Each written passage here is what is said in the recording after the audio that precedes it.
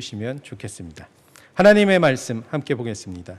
신명기 18장 15절에서 20절에 있는 말씀입니다.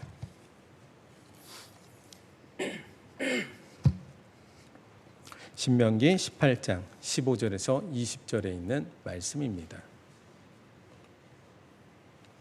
앉으시 교독하겠습니다. 내 하나님 여호와께서 너희 가운데 내 형제 중에서 너를 위하여 나와 같은 선지자 하나를 일으키시리니 너희는 그의 말을 들을지니라.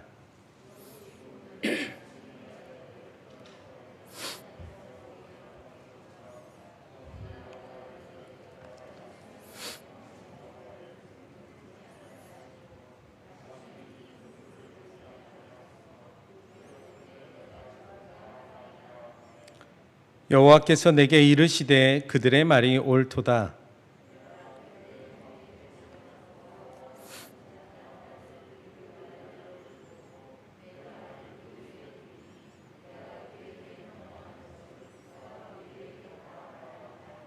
누구든지 내 이름으로 전하는 내 말을 듣지 아니하는 자는 내게 벌을 받을 것이요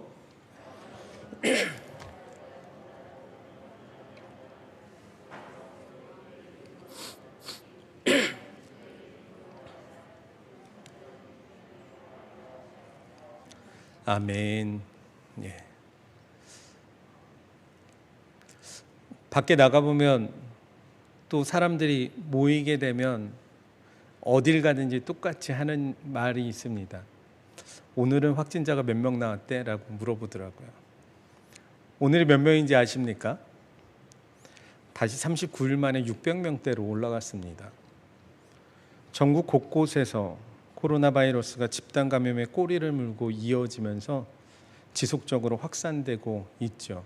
좀 줄어드는가 싶더니 다시금 올라가고 있습니다.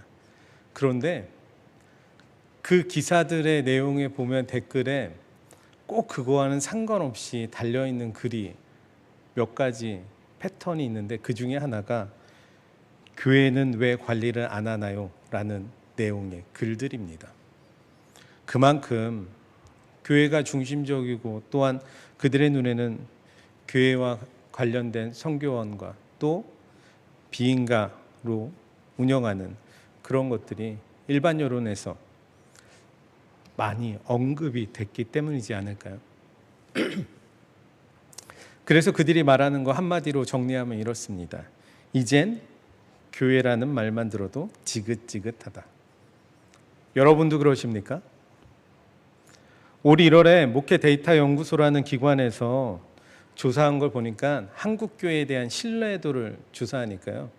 한국교회를 신뢰한다는 긍정적인 응답이 21%였습니다. 그런데 작년 1월 달에 똑같은 조사를 했을 때는 32%였다는 거예요. 1년 사이에 11%나 줄어들게 되었죠. 왜 그럴까요? 그나마 이 수치는 그리스도인들도 포함되어 있는 수치입니다. 개신교인과 비개신교인을 나누어서 보면 더 충격적이지 않을 수가 없습니다. 개신교인들한테 한국교회를 신뢰한다는 긍정적인 대답은 70%였다는 거예요. 교회엔 다니나 교회는 신뢰하지 않는다는 사람이 10명 중에 3명이나 있다는 겁니다. 그렇다면 비개신교인은 어떨까? 봤더니요. 긍정적인 모드로 대답한 사람은 9%밖에 안 됩니다. 100명 중에 9명입니다. 91%가 한국교회를 신뢰하지 않는다는 거예요. 그만큼 전도하기는 더욱더 어려워진 겁니다. 예수님을 믿지 않는 사람 중에 19인 한국교회를 신뢰하지 않는다는 거예요. 교회라고만 하면 지긋지긋하고 이야기하는 겁니다. 이런 상황에 전도가 어떻게 되겠습니까? 정말 어마어마하게 어렵지요. 개신교의 입장은 물론 이것에 대한 오해도 있고 억울한 측면이 있다고 이야기합니다. 목회 데이터 연구소 조사에 따르면 코로나19 전체 확진자 중에 교회발 확진자 수를 몇 %로 인식하는지에 대해서 질문하니까 사람들이 가장 많이 대답한 퍼센테이지가 평균적으로 44%라고 이야기합니다. 전체 확진자의 44%. 하지만 질병관리본부의 공식적인 입장에서 내놓은 지난 1년간의 확진자들, 감염 경로를 보았을 때 종교시설이 차지하는 비율은 전체의 11%밖에 되지 않습니다. 그런데 사람들이 체감하는 건 44%라는 거죠. 실제 비율과 발생한 것, 이 비율에 커다란 차이가 있는 것은 언론이나 행정당국이 교회에 대한 발표를 너무나도 과도하게 보도했던 것도 있겠지요. 그리고 비개신교인들은 신천지와 같은 이단과 일반 교회를 구분하지 않기 때문에 그럴 수도 있습니다. 어쨌든 일반 국민들은 교회에 대해 집단 감염의 온상이라는 나쁜 인식을 갖고 있다는 게 지금 우리의 현실이라는 겁니다. 교회발 감염 비율이 실제로 11%니 대수롭지 않게 여기는 것, 그렇게 말해서는 결단코 되지 않을 겁니다. 문제가 있다면 하나님이 지켜주시니 모임을 갖거나 예배를 드려도 코로나로부터 안전하다고 주장하는 사람들입니다. 그런 사람들이 교회의 리더들이 많다는 거죠. 심지어 교우들이 감염될까, 교회를 통해 가정과 사회에 감염이 전파되어서 교우들을 힘들게 하지는 않을까 염려하고 하나님의 영광을 가리게 되는 것은 아니는지 가슴 졸이면서 방역 당국의 지침에 따라 방역에 최선을 다하고 그 지침대로 협력하는 교회들을 향해서 그들은 이렇게 비난하고 있다는 겁니다. 교회를 핍박하고 신앙의 자유를 제한하는 세상 권력에 대해 굴복하고 있다고요. 예배는 오직 예배당에서 드려야 한다고 고집하고 하나님을 믿고 예배당에 모여 예배하는 우리는 하나님이 지켜주신다는 그 주장을 펼치며 대규모 집회와 대면 예배를 강행했던 그분들은 마치 자신들만이 한국교회를 지키고 신앙을 지키는 최후의 전사를 자처하는 것 같습니다. 그러나 그 결과는 앞서 보셨던 것처럼 성교의 문이 닫혀버리고 하나님의 영광을 가리며 예수님을 믿지 않는 사람들이 교회를 신뢰하지 않는 그러한 결과를 맺고 말았습니다. 그럼 우리가 어떻게 해야 될까? 위에 소개한 기관에서 향후 한국교회가 집중해야 될 그러한 분야가 무엇인지 질문하니 대답은 이랬습니다. 자기 교회 중심에서 벗어나서 한국교회 전체를 바라보는 교회의 공공성을 첫 번째로 뽑았습니다. 그리고 나서 두 번째로 꼽은 것이 사회적 책임이었습니다. 자기 교회를 중심에서 벗어나서 사회적 책임을 다하라는 겁니다. 하지만 하나님의 영광을 위해 세워진 이 교회, 물론 하나님을 예배하고 제자를 양육하며 전도하는 것이 교회의 사명입니다. 하지만 영광을 위해 세워진 교회에 또 다른 사명이 있다면 하나님의 뜻을 따라 이웃을 사랑하고 이 땅에 하나님의 나라를 세워가는 거죠. 사회로부터 철저하게 외면당하고 불신받아서야 어찌 하나님의 영광을 드러내고 또 복음을 전파하며 이 땅에 하나님의 나라를 세워갈 수 있겠습니까? 오늘 믿는 우리들이 깊이 생각해야 합니다. 교회는 사회적인 책임을 다하기 위해 힘써야 하고 이웃을 위해 봉사하고 구제하며 공동의 선을 향해 우리가 속한 사회와 협력해 나감으로 이웃사랑을 실천하고 또한 이 땅의 역사가 올바른 방향으로 발전해 나갈 수 있도록 헌신해야 하며 또한 이를 위해 사는 우리 모두가 될 수 있기를 주님의 이름으로 간절히 기원합니다. 오늘 말씀을 함께 보겠습니다. 오늘 우리가 읽은 본문 말씀 신명기의 내용을 보면 이 책 전체가 3번에 걸친 모세의 설교로 되어 있습니다. 신명기 1장 첫머리에는 이는 모세가 요단 저쪽 숲 맞은편에 아라바 광야 곧 바란과 도벨과 라반과 하세롯과 다사압 사이에서 이스라엘 무리에게 선포한 말씀이니라 라고 되어 있습니다. 광야를 건너서 요단강에 이르러 가나안 땅에 들어가기 직전에 모세가 이스라엘 자손들에게 선포한 말씀입니다. 그리고 마지막 장에는 말씀 선포를 끝낸 모세가 죽음을 맞이하는 것으로 끝을 맺고 있죠. 모세는 80살에 하나님의 부르심을 받고 애굽에서 종살이하던 이스라엘 자손들을 이끌고 애굽을 탈출합니다. 그리고 나서 광야에서 백성들을 이끌고 40년을 지내다가 이제 마침내 요단강가에 도달하였습니다. 이제 곧 약속의 땅 가나안으로 들어가기 직전인 바로 그때 모세가 이스라엘 자손들에게 그들과 함께 겪었던 이 40년의 광야 생활을 회상하면서 이제 가나안 땅에서 시작하는 새로운 시대를 준비할 수 있도록 백성들에게 마지막으로 말씀을 선포합니다. 이 선포를 마치고 모세는 홀로 산에 올라가서 삶을 마감하죠. 그의 무덤이 어디에 있는지는 알려지지 않았습니다. 다만 그가 전한 말씀과 그가 수행했던 놀라운 그 일들만은 이스라엘 역사 속에 영원히 남아 있습니다. 지도자가 임기를 마칠 때쯤 그 후임자가 누가 될 것인가? 그것은 어느 곳에서든지 큰 관심이 되는 것입니다. 정부도 그렇고요. 기업도 그렇고요. 교회도 마찬가지입니다. 모세가 이미 연로하였고 백성들은 가나안 정복이라고 하는 새로운 과제 앞에 놓여 있는데 과연 누가 모세 이후에 우리를 인도해 줄 것인가? 백성들의 마음은 불안했을 겁니다. 또한 그들의 마음은 심히 요동하였을 거예요. 그런 이들에게 모세는 이렇게 이야기합니다. 백성들에게 15절 말씀에서 내 하나님 여호와께서 너희 가운데 내 형제 중에서 너를 위하여 나와 같은 선지자 하나를 일으키시리니 너희는 그의 말을 들을지니라.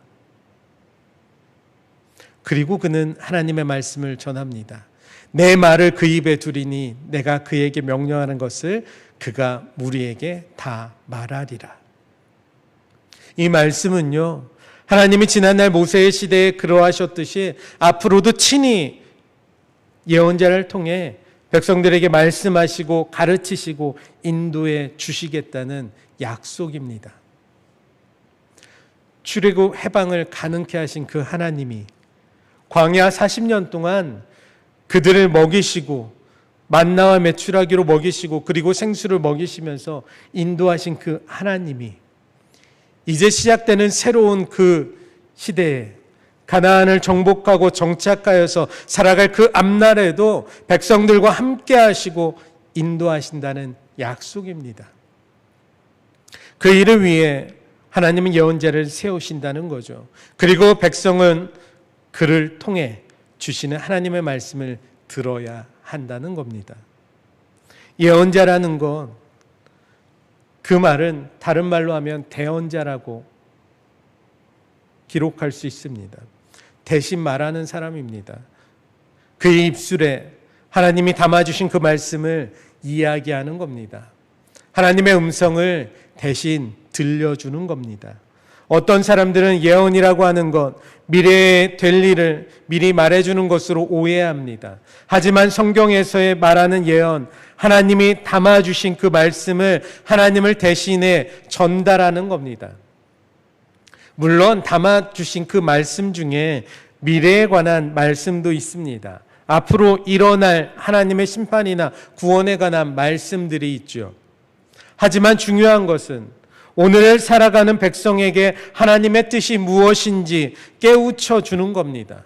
그리고 빗나간 백성들의 삶을 깨우치고 회개하여서 하나님 앞으로 돌아오게 하고 하나님께 헌신하며 하나님과 함께 살아가는 그 길을 선포하는 겁니다. 그것이 바로 예언입니다. 누군가의 말을 대신해 전하는 사람에게 중요한 것이 있다면 그 말을 그대로 전하는 거겠죠. 들은 그대로 한 토시도 빠뜨리지 않고 덧붙이지 않고 전하는 거겠죠. 내 입에 담아준 그대로. 나의 입에 담아주지 않은 것, 그것을 내 마음대로 전한다면 그게 어찌 대언자이겠습니까?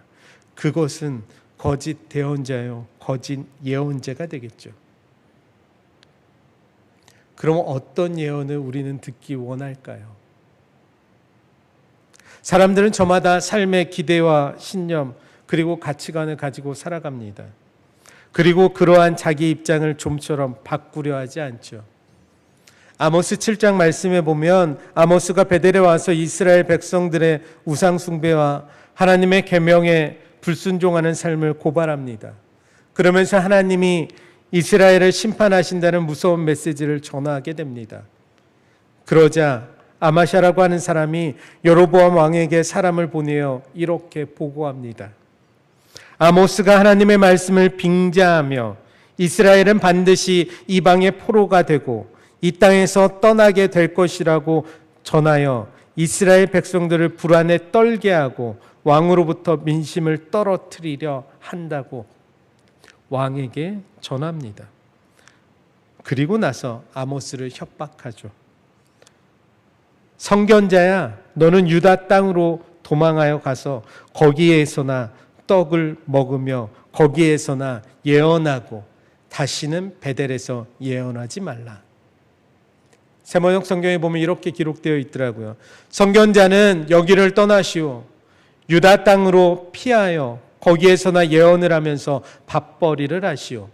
다시는 베델에 나타나서 예언하지 마시오. 예레미야도 마찬가지였습니다.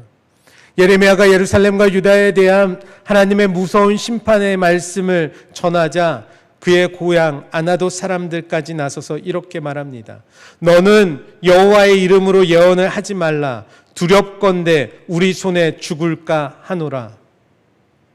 하나님의 말씀이라고 하면서 그렇게 이스라엘의 불순종을 공격하고 하나님의 심판을 선포하며 세상을 불안케 하는 그런 예언은 하지 말라는 겁니다. 그런 무서운 심판에 관한 얘기를 계속한다면 우리 손에 죽게 될 수 있다는 협박입니다. 이것이 바로 우리가 듣고 싶은 예언의 어떤 것을 듣고 싶은지 볼 수 있는 대목이죠. 성경에 있는 사람들만 그랬을까요? 오늘 이스라엘 백성들이 듣고 싶어하는 예언은 무엇이었을까요? 모세에게 듣고 싶었던 그 예언은 안전하다는 겁니다. 가나안 땅에 이제 들어와서 새롭게 정착할 그 땅에서 안전하기를 원했습니다. 또한 편안하기를 원했을 겁니다. 그리고 복받기를 원했을 겁니다. 나라가 무너져가고 있는데도 백성들은 물질 중심의 가치관과 탐욕과 쾌락의 만족을 최고의 가치로 삼고 달려가며 또한 도덕적으로나 윤리적으로 타락해가고 있는데 그것이 하나님의 뜻에서 벗어난 일이고 삶의 터전이 흔들리고 하나님의 심판으로 내닫는 일임에도 불구하고 우리나라와 백성들은 편안하고 안전하고 잘 될 것이라고 그 안전을 빌며 복받기를 원했던 겁니다. 수단과 방법을 가리지 않고 물질의 풍요, 쾌락만을 추구하고 하나님의 정의와 공의를 외면하며 살고 성전에 나와서 하나님께 제사를 잘 드리니 하나님은 너희가 구하는 축복을 내려주실 것이라 말하고 축복만 빌어 달라는 거죠. 거짓 예언자들은 바로 이러한 백성의 요구를 쫓아서 행합니다. 하나님이 주신 말씀이 아닌데도 불구하고 너희는 안전하다고 말합니다. 너희는 복을 받을 거라고 말합니다. 그것이 하나님의 뜻이라고 예언하는 겁니다. 오늘 본문 바로 앞에 9절 말씀에 보면 모세가 이야기합니다. 너희가 이제 가나안 땅에 들어가 살게 되거든 절대로 가나안 민족의 가증한 행위를 본받지 말라 말합니다. 10절과 11절에 보면 가증한 그 행위를 예시하며 말하지요. 그의 아들이나 딸을 불 가운데로 지나가게 하는 것, 점을 치고 기륭을 말하는 것, 요술하는 자, 무당, 주문 외우는 자나 신접자나 박수나 초혼자를 용납하지 말라는 말씀입니다. 이런 행위들은 하나님이 절대로 용서하지 않는다는 겁니다. 자식을 불 가운데로 지나가게 한다는 것, 가나안 부족들이 섬기는 몰렉이라는 신이 있습니다. 몰렉 신에게 자식을 불태워 바치면 몰렉으로부터 축복을 받을 수 있다고 믿는 겁니다. 생애 온갖 위기를 면해주고 바라는 바를 이루어지고 풍요와 다산의 축복을 누릴 수 있다는 겁니다. 사람들은 늘 장래를 알 수 없기에 불안해하죠. 그래서 점을 치고 또한 무당을 찾고 주문을 외웁니다. 이런 행위들 다 사람의 타락한 본성에서 비롯된 것이지 않습니까? 하나님의 말씀을 들으려 하지 않고 물질적인 풍요 그리고 부귀영화를 구하는 것, 이것이 우리의 본성입니다. 심지어 교인이라고 해도 마찬가지죠. 교회에 다닌다고 해도 달라지지 않습니다. 그리스도를 믿는다고 하지만, 그리스도가 나를 위해 십자가에서 피 흘리고 부활하셨다는 사실을 믿지만, 그러나 그 믿음, 이러한 세속적인 욕구들과 결합되어 변질되어 갔는데, 그 변질된 신앙을 우리는 기복신앙이라고 말을 하죠. 어떤 목사님이 예전에 하시는 말씀을 들은 적이 있습니다.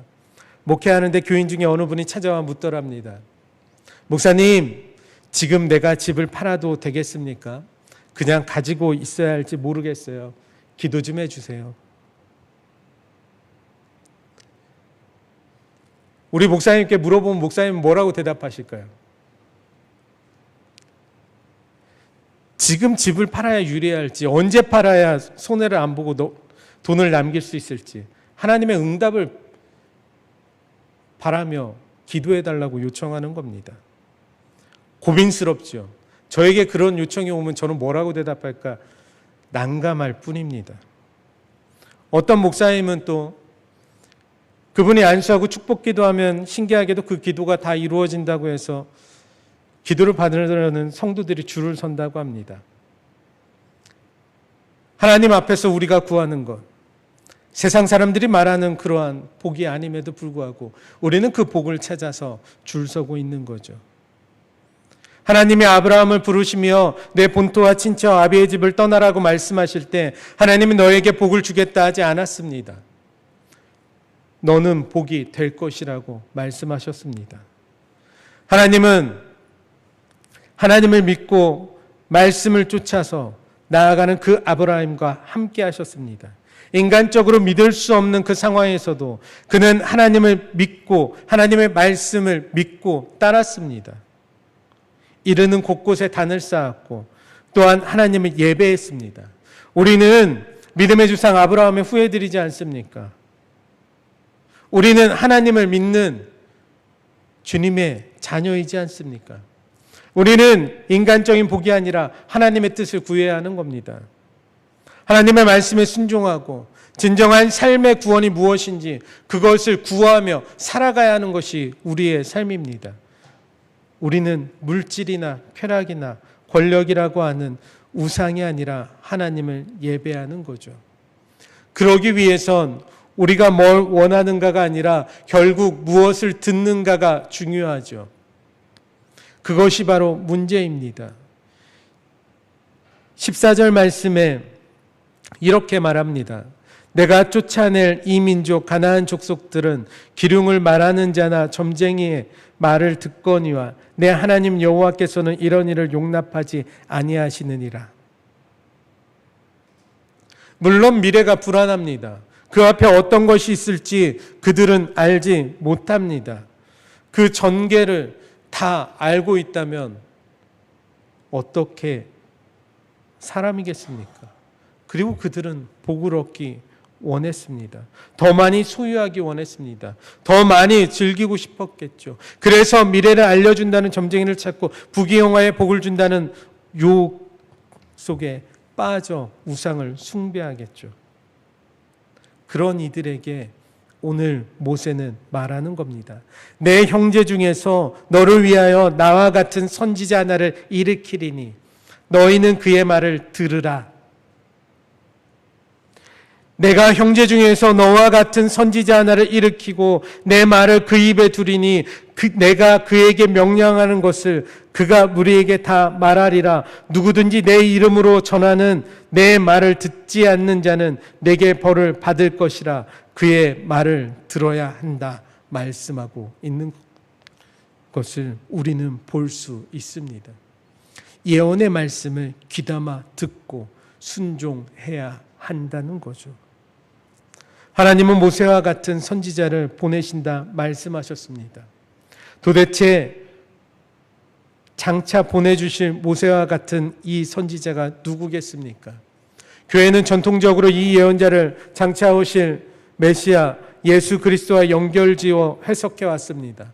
시대마다 예언자들을 일으켜 세우시는데 마침내 하나님이 궁극적으로 예수 그리스도를 보내셨다는 겁니다. 요한복음 6장 말씀에 보면 오병이어의 기적이 나옵니다. 물고기 2마리와 보리떡 5개로 5,000명을 먹이신 그 놀라운 체험을 하고 나서 사람들의 반응을 보면 이렇게 기록되어 있습니다. 그 사람들이 예수께서 행하신 이 표적을 보고 말하되 이는 참으로 세상에 오실 그 선지자라 하더라. 세상에 오실 그 선지자, 바로 예수 그리스도라고 고백하는 거죠. 마가복음 9장에는 예수님의 변화산 사건이 있습니다. 예수님의 그 변모 사건 기록된 가운데 흰옷을 입고 모세와 엘리야와 함께 예수님이 더불어 말씀하시는 것을 보고서 함께 있던 베드로와 야고보와 요한이 놀라며 하늘의 음성을 듣죠. 이는 내 사랑하는 아들이니 너희는 그의 말을 들으라. 사랑하는 성도 여러분, 성경은 기록된 하나님의 말씀입니다. 말씀이 육신이 되어 우리 가운데 오신 분이 예수 그리스도십니다. 그 사실을 우리는 잊지 않고 이 말씀에 따라 행하며 살아갈 수 있기를 간절히 축원합니다. 세상의 음성을 듣기보다 주님의 말씀을 더욱더 사모하며 사시기를 간절히 소망합니다. 성경을 영어로 이야기할 때 바이블이라고 기록하기도 하지만 캐논이라고 기록하기도 합니다. 정경이라는 뜻이죠. 표준, 척도, 규칙. 이것은 히라버 카논, 히브리어 카네에서 온 말입니다. 길이를 재고 무게를 재는 데 기준이 되는 척도입니다. 우리의 삶의 척도인 것이죠. 제가 대학생 때 어떤 친구가 저에게 와서 이렇게 이야기하더라고요. 내가 하나님의 음성을 듣고 내가 꿈에서 환상을 보았는데 나보고 이렇게 하래라고 이야기하더라고요. 그래갖고 제가 그 친구에게 쌍욕을 한 적이 있습니다. 그거는 네가 만들어낸 환상이야. 네가 듣고 싶은 걸 들어서 그런 거야. 라고 좋게 정말 무자비하게 쌍욕을 했던 적이 있어요. 그 친구가 그 이야기를 듣고 저를 되게 미워하더니 한 2주쯤 지나고 나더니 그 친구가 저한테 와서 먼저 사과를 하더라고요. 자기가 들은 게 아니었나 보라고. 제가 그렇게 말할 수 있었던 이유는 단 하나였습니다. 그 친구가 들었다는 그 음성, 보았다는 그 환상, 정말 성경 말씀과는 전혀 달랐던 말씀이었어요. 성경에서 말하고 있지 않은 것, 그리고 성경과는 전혀 상관없는 걸 하나님의 음성이라 착각하고 하나님이 보여주셨다 착각하였던 겁니다. 사랑하는 성도 여러분, 하나님의 이름으로 전하는 그 많은 말씀들, 그것들이 진정 하나님의 말씀인지 우리는 잘 분별해야 합니다. 세상은 그 판단과 기준을 변화시키려고 우리를 흔들고 우리를 들을 귀를 막게 하고 볼 눈을 감게 하죠. 하지만 우리는 그리스도인입니다. 말씀이 육신되어 오신 그 예수 그리스도께서 우리를 위해 이 땅에 오셨고 우리를 위해 십자가에 못 박혀 죽으셨고 다시 살아나심으로 우리에게 보여주셨던 것처럼 주님이 오실 그날을 기다리고 기대하며 말씀을 사모하며 늘 살아갈 수 있기를 간절히 소망합니다. 그리고 우리의 입술이, 우리의 삶이 그 말씀을 증거할 수 있기를 주님의 이름으로 간절히 축원합니다. 오늘 우리가 함께 기도할 때 정말 우리 하나님께서 나에게 담아주신 말씀을 내 입술뿐 아니라 삶을 통해 드러낼 수 있기를 위하여서 함께 기도하고 주님이 찾으시는, 주님이 세우시는 오늘의 예언자로 주님의 말씀을 행하는 삶이 될 수 있기를 우리가 바라고 원하며 늘 살아갈 수 있기를 간절히 소망합니다. 우리가 무엇을 듣기 원하느냐가 아니라 주님이 들려주시는 그 참된 음성에 더욱더 귀 기울이며 오늘도 주님께서 나와 함께 하시고 내 말씀을 들으라 하심을 기억하며 그대로 행할 수 있는 우리 모두가 될 수 있기를 기대하며 함께 주여 삼창하신 후에 통성으로 기도하겠습니다. 주여! 주여! 주여! 사랑하는